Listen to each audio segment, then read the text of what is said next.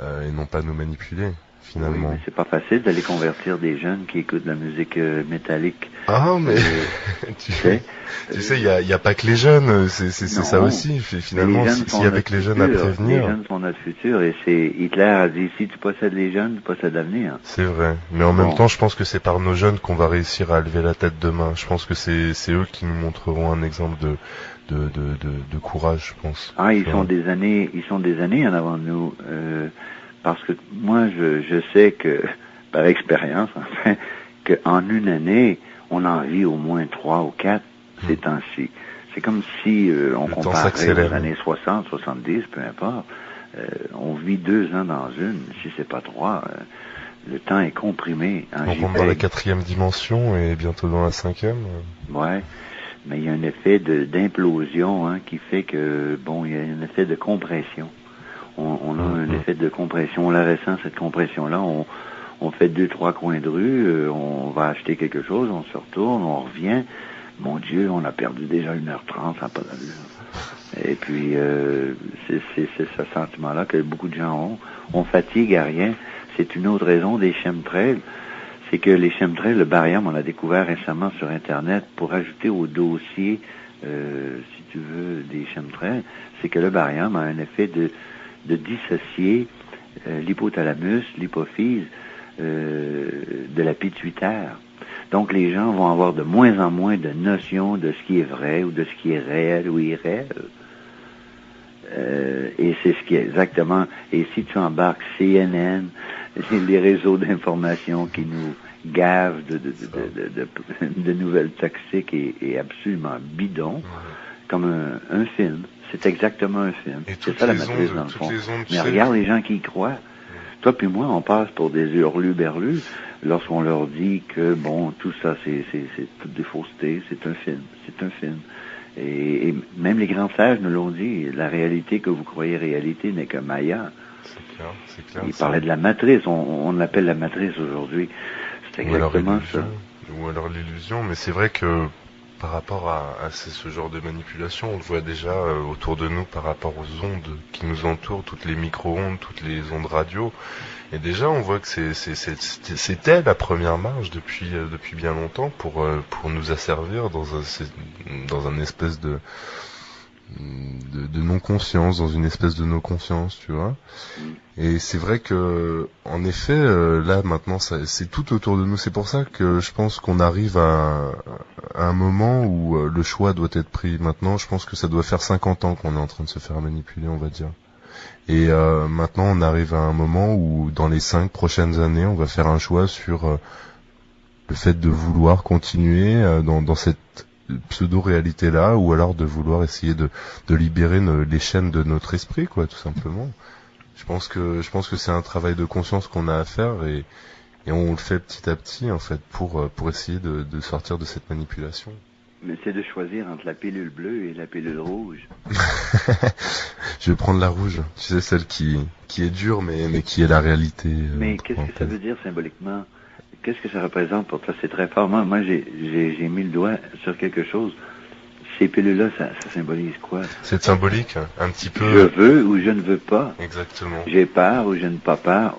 Mais je veux quoi? Je veux connaître la vérité. Oui, mais elle n'est pas tellement aussi belle que tu crois. Ouais. C'est pas grave. C'est pas important. La vérité est beaucoup plus forte, même si elle n'est pas belle, je m'en servirai pour quelque chose. On veut la vérité ou repartir dans un cycle? On peut pas construire avec un mensonge. On peut réparer avec une vérité, même si elle n'est pas belle. Et c'est ça qu'on veut s'emparer. Si tu regardes... Excusez-moi, c'est dans la pub. On a un tunnel publicitaire, là, désolé. Ah, bah ça passe là.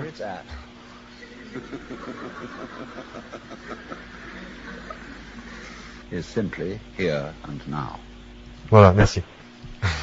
Oui. C'était justement pour gagner notre vie, tout simplement, voilà. Ah oui, il y a les impératifs du commerce, que veux-tu? Mais heureusement, c'est sans puce et c'est totalement libre. Regarde le symbolisme de Matrix. Les gens sont tous branchés par des tuyaux, des tubes. Et chaque tube, si tu remarques dans le film, est branché sur des points d'acupressure, d'acupuncture dans la colonne, dans la tête. Et les gens acceptent de donner leur volonté en échange de rêver. C'est fantastique. Tu vois, le plus grand tapas, c'est du Lucifer à son meilleur. Le grand séducteur dans ses plus beaux habits avec les plus grandes promesses de rêve. Et c'est ça, c'est que les gens préfèrent rêver que de vivre la réalité qui est beaucoup moins dure. Maintenant, si tu remarques, aussitôt que tu ne nourris plus la matrice, on te débranche. Alors la clé, c'est d'arrêter de nourrir cette matrice-là. Et la matrice ne voudra plus de toi, elle va te débrancher. Et une grande question pour tous ceux qui s'intéressent à la puce, parce que c'était le thème de l'émission, c'est comment résiste-t-on à cette puce socialement? C'est dur, ça risque d'être dur. Mais tu sais, par rapport à ça, je voulais, ça me tenait à cœur pour le positivisme et pour une note de positif justement par rapport à ça, parce qu'on citait l'Apocalypse tout à l'heure, mais on s'était arrêté au verset 16. Mais dans le 20, on voit justement, pour ceux qui auront résisté, en fait, je vais vous le lire, je vais vous le citer. Et je vis aussi les âmes de ceux qu'on avait décapités à cause de la vérité, dont Jésus est le témoin, et à cause de la parole de Dieu. Je vis encore tous ceux qui n'avaient pas adoré la bête, ni son image, et qui n'avaient pas reçu sa marque sur le front et leurs mains. Ils revinrent à la vie et régnèrent avec le Christ pendant 1000 ans. Alors en effet, dans ce verset, tu vois, je le lis comme en effet, certains pourront peut-être en souffrir, pourront peut-être être mis complètement en marge d'une société, mais est-ce que c'est pas justement le plus grand intérêt de vivre et jusqu'au bout de sa vie en tant qu'homme libre, ou plutôt vivre 100 ans comme un mouton, vivre 10 ans comme un lion ou 100 ans comme un mouton, ça serait la plus grande sélection de toutes, c'est d'aller récupérer tous ceux qui ont le courage de refuser de vivre dans le mensonge, dans l'ignorance. Et j'espère dans la misère. J'espère que c'est le plus grand nombre. C'est une grande responsabilité que nous avons en ce moment. Nous avons attendu pendant des vies pour arriver à aujourd'hui, et toi et moi, de se parler, puis d'être capable de s'en parler, de le reconnaître, de dire nous vivons les plus grands temps de notre civilisation en ce moment, dont à partir de Sumer, on peut dire, est-ce qu'il en reste? Maintenant, par rapport aux ondes scalaires, qui sont les ondes de cerveau, plus la volonté, on parlait de la pilule bleue, la pilule verte. La pilule bleue, c'est que je te donne ma volonté. La pilule rouge, c'est que je reprends mon droit de penser et d'agir par moi-même. Et d'analyser, d'analyser, c'est une façon c'est un mot qui peut être très dur, là, très sec, mais enfin, de ressentir les choses, d'évoluer de par moi-même. La pilule bleue, c'est, si tu veux, les bulles bleues, le ciel bleu, la liberté, la sécurité, la protection. La pilule rouge, c'est que je vais aller dans le feu de l'action. Si l'enfer existe, je veux aller dans son centre pour voir c'est quoi, puis en ressortir, puis c'est fini, on n'en parle plus.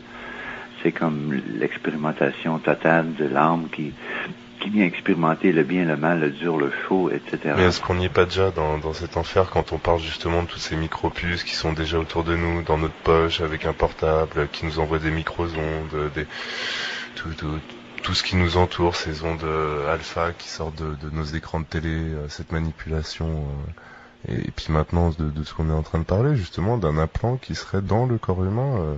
Je pense que l'enfer, est-ce que c'est pas la matière? Est-ce que c'est pas justement cette attraction vers le profit, vers le fait d'avoir cette facilité d'échanger, d'acquérir? Tu vois, est-ce que c'est pas là justement l'enfer? Est-ce qu'on n'est pas en plein dedans pour pouvoir en ressortir? L'esprit luciférienne, satanique, ou peu importe, on pourrait dire l'esprit de la matière qui dirige le monde, c'est vraiment, on regarde que Dieu, un nouveau Dieu s'est instauré, Mammon, l'argent. L'argent est devenu un Dieu. Tout fonctionne sous l'argent pour beaucoup de gens, pas pour moi, peut-être pas pour toi. Alors c'est le premier Dieu qu'il faut abandonner. C'est pas le plus facile, parce que tout fonctionne, c'est un Dieu, donc c'est un pouvoir extraordinaire. Et lorsqu'on renie un pouvoir comme cela, on doit avoir assez de pouvoir personnel pour compenser. Mais en ce sens que l'argent dirige en ce moment. Il y a comme un esprit qui, si tu veux, s'est vraiment emparé ou s'est infiltré, si tu veux, sur la terre.